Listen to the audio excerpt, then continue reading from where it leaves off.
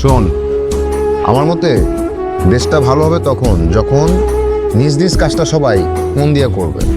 ধর নেতা নেতৃত্ব দিবে, ড্রাইভার ড্রাইভিং করবে, আর তুই নাক ডেকে ঘুমাবি। তাহলে তো দেশ খুব ভালো চলতেছে, আমি তো নাক দেখেই ঘুমাই। এই তোমাদের জন্য না এই দেশটা কোনোদিনই কিচ্ছু হবে না। তোমাদের মতো মেধাবী ছেলেরা আড্ডায় বসে দার্শনিকতা কপচাবে আর কাজের কাজ কিছু করবে না। দার্শনিকতাই তো কাজ প্রফার। এই যে সক্রেটিস, ওনার কোনো কাজ দেখছেন আপনি? আমরা দেখছি, আমরা তো শুধু কথাই শুনছি। সক্রেটিস? গ্রিক দার্শনিক, সারাদিন তো ফোন চাপড়ি বাটা, জানার কোনো আগ্রহ নাই। আচ্ছা, একটা কথা সত্যি করে বলতো, এই দেশ ভালো হওয়ার সবচেয়ে বেস্ট উপায় কি? সৎ হওয়া, নিয়ম মেনে চলা।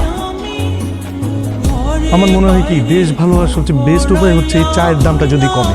এটা আবার কোন লজিক? আরে ভাই, চায়ের দাম কমা মানে আড্ডা বাড়বে, আড্ডা বাড়া মানে চিন্তা ভাবনা বাড়বে, চিন্তা ভাবনা বাড়া মানে